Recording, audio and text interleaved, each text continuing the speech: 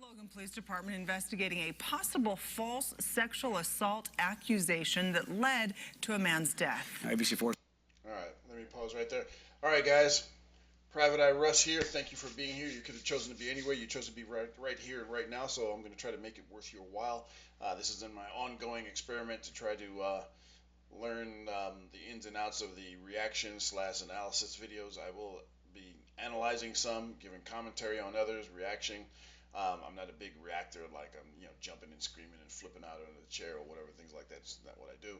But I will be giving analysis and tips and tricks and interjecting during the course of the video. Fair use, of course. This one is, if you need help, you need an investigator, Russ at privateeyeruss.com. If you got a cheating spouse, I can help you. You have a civil case coming up. You've been injured. I can help your attorney. Criminal defense, done those. Corporate theft investigation, got you covered. Competitive intelligence or corporate espionage, got you as well as those. Matter of fact, I got a really good team for that. Forensic digital investigations, yep. Mate checks, integrity checks, we got all those. So reach out to me, Russ at privateeyeruss.com, or hit me up in the DMs on X. I'm there all the time. I'm posting videos on X as well as YouTube, and I might add a couple of others in the future if I figure out how to do the shorts and stuff like that. Anyway, as you heard at the beginning of this video, this is tragic, man. Of course, Nicole Newman talked to the Logan police chief today and has the story. Police say it's a crime he didn't commit, and they have surveillance video to prove it. But sadly, it wouldn't be enough to save the life of 62-year-old Michael Fife. Fife died on April 27, 4 days after suffering severe head trauma from being tackled to the ground. This was a single, forceful motion that appeared to have knocked Mr. Fife off his feet. Logan City Police Chief Gary Jensen says the aggressor was a 17-year-old who was led to believe his 16-year-old sister had been sexually assaulted by Fife. The sister said it happened while on a Cache Valley Transit District bus, but Chief Jensen says the surveillance footage they obtained doesn't support her claim. Fair use. Okay, so like I said, this is just nasty work, man. The 16-year-old girl said, "Hey, this guy did this to me." The 17-year-old brother, believing his sister, went and tackled the man, and apparently he was an older guy, hit his head, and that was it. It just simply doesn't appear to, according to what we were told. And the chief of police is, I get it. He's under a lot of pressure, and he's got to be really careful about saying that chick was lying, but she's a lying skank, and she cost this man his life. Her brother may be prosecuted, all because she wanted some attention, man. So never underestimate what women will do to claim victimhood, because that's the ultimate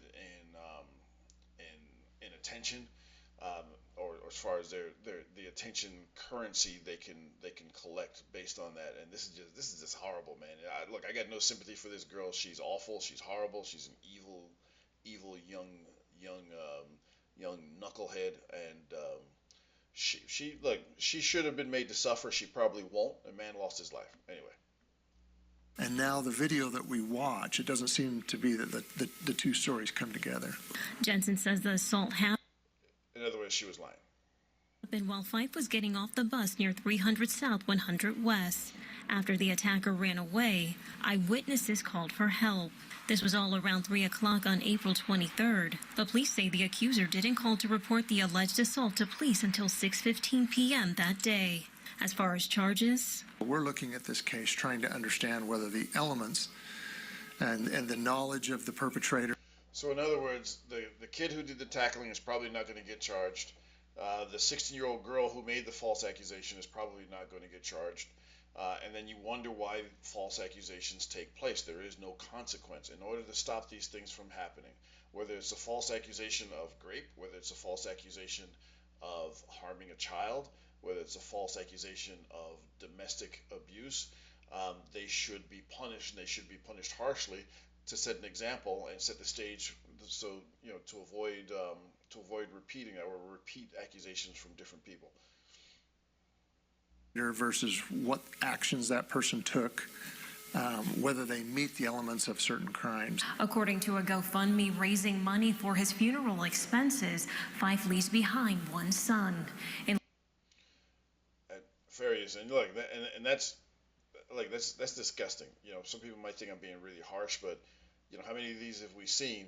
You know, some woman just, or young lady or young girl just decides to make a false accusation, and it was provably false. And this hot-headed younger brother defending his sister.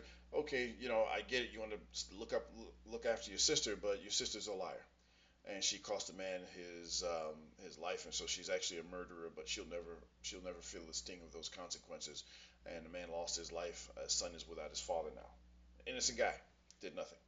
Anyway, it's your boy Russ. If you are facing a false accusation, first thing you should do, get an attorney, get a paid attorney. Do not count on a public defender. They are not there to protect you. They are there to help usher you quietly and efficiently into the prison system so you can begin serving your time with as little fanfare or resistance as possible.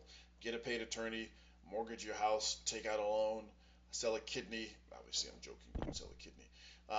And then have that attorney reach out to me at russ@privateeyeruss.com, or he can hit me up in the DMs on X as well too. I am incredibly adept at the false accusation, and it's something that I'm very passionate about. I think the false accusations muddy the waters and take away resources from actual victims, people who have actually been victimized by one of the most heinous things anybody can do. So anyway, it's your boy Russ. Reach out to me if you need some help. If you got a cheating spouse, you know, whether it's a spouse, long-term relationship partner, or you have a prospective spouse or long-term relationship partner, and you want to find out more about their past, because looking at their past gives you the best, you know, gives you a roadmap into their future and their future behavior. You want to know who you're getting involved with, who you are possibly having children with, sharing half your fortune with, your property, your peace of mind. I've got your back if you want to know more about the woman that you're with, because women are very good at hiding different things from their past. As I've uncovered some real doozies and saved guys a lot of trouble. So, and again, Russ@privateeyeruss.com. See you guys in the next one.